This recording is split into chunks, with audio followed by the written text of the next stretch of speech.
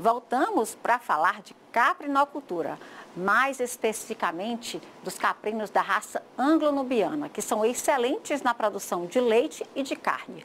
A dupla aptidão é resultado dos cruzamentos de cabras nubianas. No Brasil, elas se adaptaram ao ambiente tropical e são largamente encontrados nos estados de Bahia, Pernambuco, Ceará e Piauí, assim como em São Paulo, Minas Gerais, Rio de Janeiro e Rio Grande do Sul. No nosso bate-papo nacional de hoje, o médico veterinário e criador da raça, Paulo José Gettner, vai trazer dicas de manejo e de como criar a raça. Acompanhe. Então, gente, recebendo aqui é o Paulo José Gettner, né, como eu chamei aí, mas na verdade ele gosta mais de ser chamado, ele é mais conhecido como Zeca Gettner, médico veterinário, né, e criador da raça anglo-nubiana. Muito prazer em recebê-lo em nosso programa. Obrigada por aceitar o nosso convite, Zeca. Pois não, Eliane. Estamos aí junto para contribuir aí com o conhecimento sobre a raça. Vamos lá. Zeca, aqui no Nordeste, né, a gente tem o maior número de animais da raça anglo-nubiana, embora a gente saiba que existem criadores em plantéis com maior número, né, concentrados, como por exemplo em São Paulo, mas aqui é bem comum, né, Piauí, Maranhão, e por isso o motivo também de falar dessa raça que cresce, principalmente com a questão do investimento em melhoramento genético aqui na nossa região. Eu queria começar lhe perguntando, você está há 40 anos aí trabalhando com a anglo-nubiana, mas eu queria que você falasse um pouquinho dessa origem, né, que é um cruzamento, né, a anglo-nubiana surgiu através de um cruzamento, e eu queria que você falasse um pouco sobre isso. Muito bem. A raça anglo-nubiana, ela foi formada, né, na Inglaterra. O primeiro livro de registro lá foi em 1896. Né?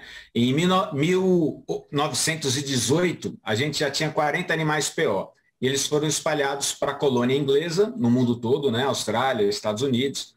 Aqui no Brasil, os primeiros animais chegaram entre 1927 e 1937. Né, várias importações foram feitas, Piauí, Rio Grande do Norte, Bahia, Pernambuco, Paraíba, né? E foi o lastro do rebanho anglo-nubiano no Brasil. Depois, na década de 80 e 90, teve alguns criatórios importantes, como o Paraguaçu, na Bahia, Columijura, no Ceará, a Fazenda Santo Antônio, aí no Piauí, a Supranor, no Pernambuco, o Instituto de Pesquisa Agropecuária de Pernambuco, né?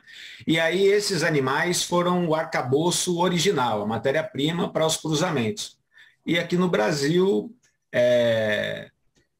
foram feitos melhoramentos e cruzamentos com a intenção de ter um animal com rusticidade para resistir principalmente o nosso clima no Nordeste, né? Que é onde está 90% do rebanho caprino do Brasil.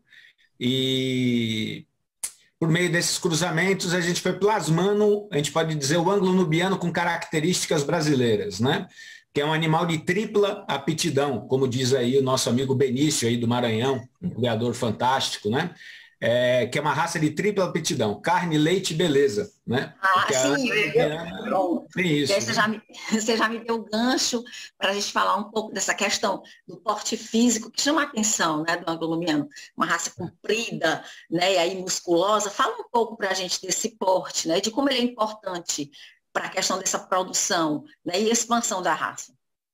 Pronto. O anglo-nubiano, como é uma raça de dupla aptidão, né, carne e leite, então ele tem animais que são longos, né, com o pescoço lançado, e os animais cujas linhagens, né, os cruzamentos dentro dos criatórios tiveram como objetivo a produção de carne, são animais mais quadrados, né? É como se fosse um paralelepípedo. E as linhagens que priorizaram a seleção para leite têm animais mais triangulares, em forma de cunha, né? Mas a gente tem, como a raça Guzerá, né, nos bovinos, o anglo-nubiano como uma raça de dupla aptidão, apesar de ser essencialmente leiteira, né, mas dá animais com muita produção de carne. Então, assim, quando a gente está avaliando um animal, um anglo-nubiano, além da gente ver a beleza morfológica, né, o chanfro convexo, né, as orelhas em forma de bico de carcará, né, a linha de dorso, né, a gente leva em consideração na avaliação linear, né, que são 13 E aí precisa ter bastante tempo para falar sobre cada uma delas quando você vai selecionar um animal ideal, né? Mas vamos falar das principais? Dá para selecionar algumas características principais na hora de selecionar um anglo-nubiano? Pronto, a conformação de cabeça, ela é muito importante, né? A conformação dos membros, né? O alinhamento dos membros anteriores, né? A angulação dos membros posteriores, de preferência cascos pigmentados, né? Tem que ter uma boa linha de dorso, né? Linear, né? Com a garupa com uma discreta declividade, né? E aí essas características, né, elas levam uma pontuação quando você está classificando um animal, né? A aparência geral é 35% do animal, a caracterização leiteira 20%, a capacidade corporal 10% e o sistema mamário é 35%, né? Então tudo isso forma a pontuação que a gente vai dar para o animal, né? Para escolher o animal ideal, né? Que é o que se busca, né? Falando sobre a questão de leite, né? Qual é a produção de leite de um bom animal, né? Chega a produzir aí quantos litros por dia, enfim, tem mais ou menos essa referência quando a gente fala de um animal ali bom, né? De boa produção. Bom, então vamos lá. A raça anglo-nubiana, ela teve uma pequena adesão ao Capragem, que é o programa de melhoramento genético conduzido pela Embrapa Caprinos, de Sobral do Ceará. Então, a gente tem poucos dados estatísticos, né? Mais criadores de anglo-nubiano precisam aderir ao programa de melhoramento genético, ao controle leiteiro, né? E a tipagem sanguínea quase todos já aderiram, porque é uma exigência da ABCC, Associação Brasileira dos Criadores de Caprinos. Mas temos cabras aí de 8, 9 litros de leite dia, né? Mas não é a realidade, é a média, né? A média do rebanho gira em torno de 1,5 kg, né? Que seria mais de 1,5 litro, seria 1,8 litro mais ou menos. Agora, conheço vários rebanhos com média acima de 2,5 litros, 3 litros, né? Rebanhos selecionados para cabras leiteiras. Agora, uma coisa que a gente precisa melhorar no anglo-nubiano é a persistência da lactação. Ela tem um período de lactação um pouco mais curto do que a Sânei, do que a parda alpina, do que a murciana, né? Só que tem uma vantagem. O leite do anglo-nubiano, ele é mais rico em sólidos. Então, quando a gente vai transformar esse leite em queijo, a gente precisa de menos litros para 1 quilo de queijo produzido. É uma característica da anglo-nubiana, um leite rico em sólidos, né? Certo. Eu queria agora, Zeca, pontuar uma questão a respeito da criação, o sistema de manejo, né? Intensivo, ou ali nos plantéis organizados ali no galpão, extensivo, o que vocês percebem de diferença de resultados nessa situação? Vamos lá. Para o animal ele expressar o potencial genético produtivo que ele tem, ele precisa ter condições ideais, né? De temperatura, de nutrição, de sanidade, né? Então, quanto mais intensivo o criatório, mais produtividade esses animais vão ter individualmente, né? Quanto mais exposto ao desafio dos intempéries climáticos, a seca, né? Pastagem madura, pastagem verde, né? Então isso vai oscilar a produção. 80% do criatório de caprinos no Brasil é extensivo, né? Talvez aí uns 15% faça o semi-extensivo, prende os animais à noite e tal, né? E o semi-intensivo já seria assim, uma suplementação nutricional de manhã, aí solta os animais para o campo, né? E volta à tarde e recebe outra suplementação. Se forem cabras, né, criatório leiteiro, costuma fazer 2 ordenhas ao dia. Então, uma antes da primeira suplementação nutricional e uma à tarde antes da segunda suplementação. O criatório intensivo é aquele totalmente confinado. Então, aqueles animais que eu te falei, Liana, de 8, 9 quilos de produção ao dia, eles ficam confinados, porque o ubre é muito grande. Então, ele machuca o peito ao sair no campo e tal. Então, não existe receita de bolo. Cada um vai adequar, né, o seu manejo de criação conforme o seu objetivo final. Se é genética, se é leite, se é carne, né? E conforme a realidade de cada região, né? E os tipos de pastagens? Existem algumas pesquisas que mostram um pasto ali como capim tal, ele tem um maior ganho, ou já existem pesquisas nesse sentido, ou experiências práticas, né, nesse sentido? Claro, claro que existem, né? A pastagem, a planta tem um ciclo de vida. Então, assim, ela tem um ponto ideal de pastejo, quando ela vai ter o melhor nível de digestibilidade, de proteína, de energia, né? Então, uma pastagem cultivada tende a suportar uma capacidade maior de animais por hectare, né? Então, a gente chama de unidade animal, uma unidade animal 450 quilos. Então, você consegue ter mais animais numa área menor, numa pastagem cultivada. E numa pastagem extensiva, você tem manejos que você pode fazer, né? Desde do pastejo único, que é uma única gleba de terra, até você dividir a caatinga, o pessoal faz o manejo de rebaixamento em faixas, né? Enriquecimento com leguminosas, né? Então existem uma infinidade de capins. Agora, a menininha dos olhos da moda é o BRS Curumi, que é um napier de porte baixo, né? Que irrigado por gotejamento, ele dá um pastejo a cada 30 dias, onde a temperatura é sempre quente, como no Nordeste, e com índice de 20% de proteína, né? Um crescimento muito rápido, né? E por ele ser de crescimento vertical, ele não permite sombreamento no solo e diminui um pouco o problema de verminose, né? Então, é bem interessante. Mas existem muitos, desde os Tifton, né? Do próprio Buffel, do Andropogon, que pode ser muito bem utilizado. Quando a gente fala na suplementação, sal mineral mesmo, algum outro, enfim, queria que você falasse. Então, o sal mineral é fundamental, né? E um dos itens que mais pesa no custo de alimentação. Não adianta dar sal branco e nem sal branco com essas receitas mágicas que o pessoal sai vendendo por aí, certo? Compre sal mineral de boa qualidade. Eu não vou falar nome de empresa e marca, porque a gente não está fazendo propaganda, mas tem que ser um sal mineral de boa qualidade. Um caprino, quando está com deficiência, ele lambe cerca de 25 a 30 gramas dia.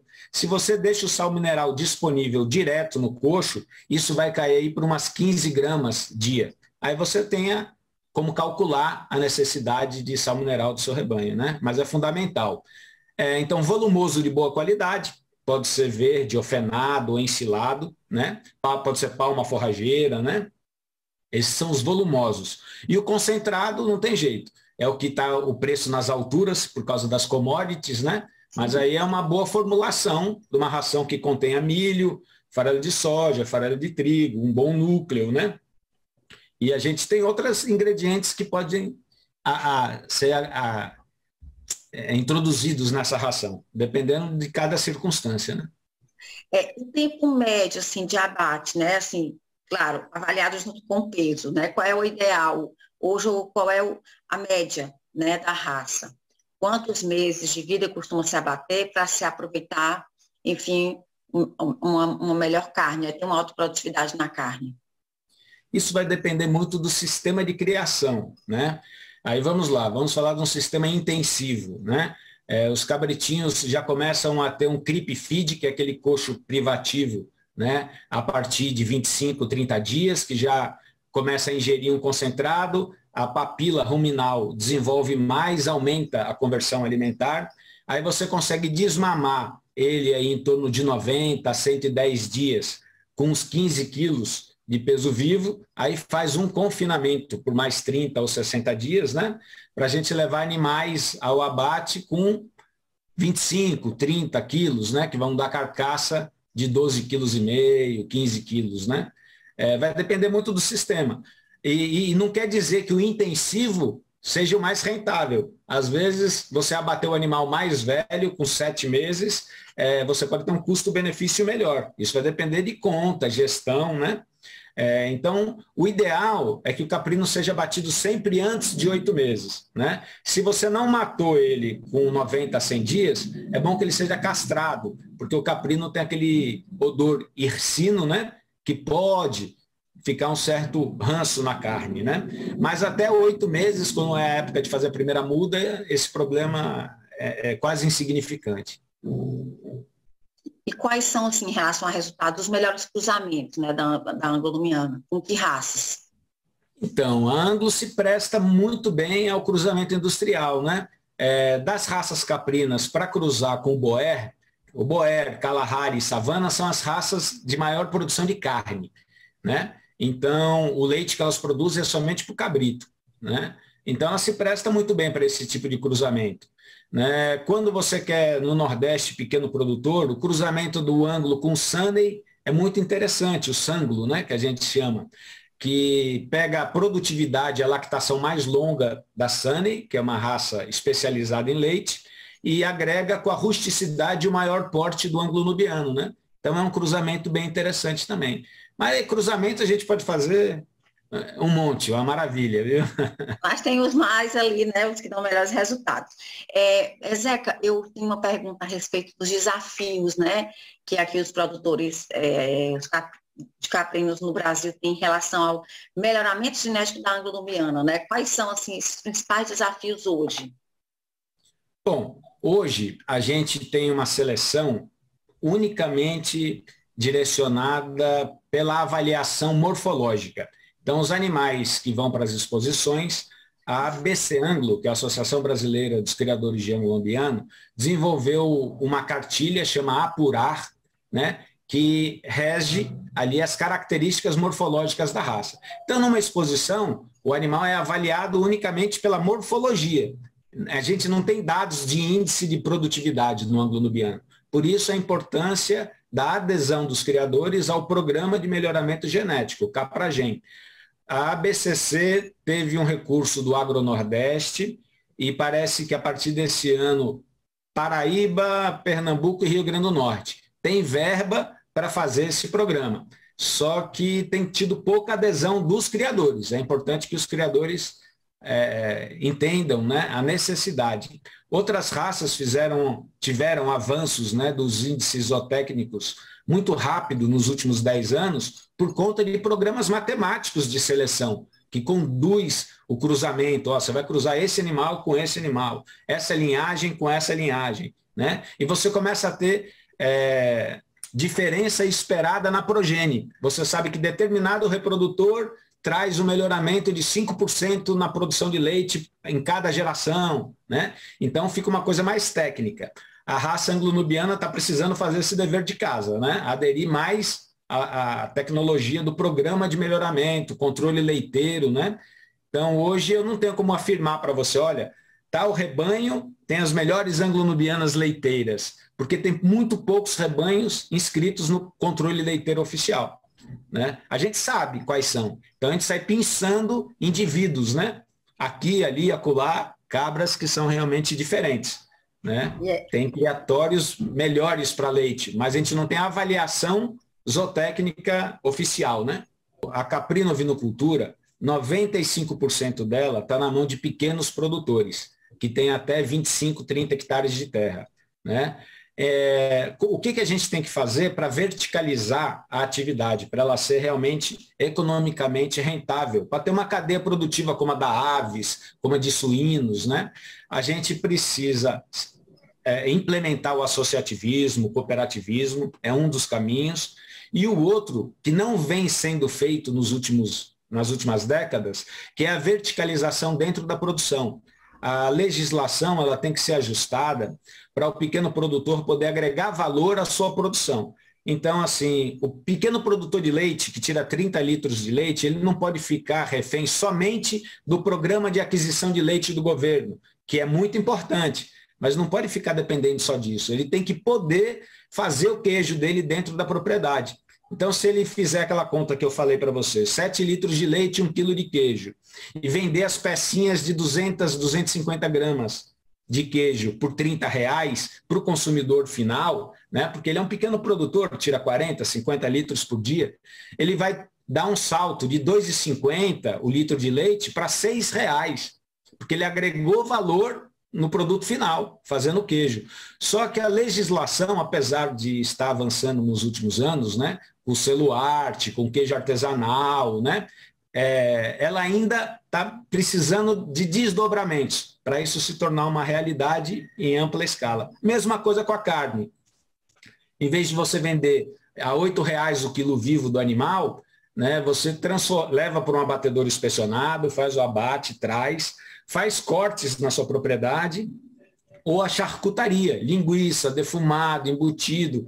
E aí, em vez de você estar vendendo de R$ 16 a 20 o quilo, você vai estar vendendo de R$ 40 a R$ 60 o quilo, né? Você vai lá na feira do seu município e bota. Se você quiser vender para o supermercado, aí você vai ter que dar outros passos que a legislação exige. Mas é esse aí que é o calcanhar de Aquiles da caprinocultura. É isso aí que a gente tem que trabalhar forte em cada estado da federação. Perfeito. Olha só, foi um grande prazer lhe entrevistar, tá, Zeca? Aliás, eu espero outras vezes ter essa oportunidade, tá bom? Muito obrigada por encaixar o nosso pedido aí na sua agenda corrida, tá bom? Pô, foi um prazer, foi meu, Liliane, precisando. Aqui na Bahia, é só procurar a gente, está à disposição de todos aí. Um grande abraço, obrigada.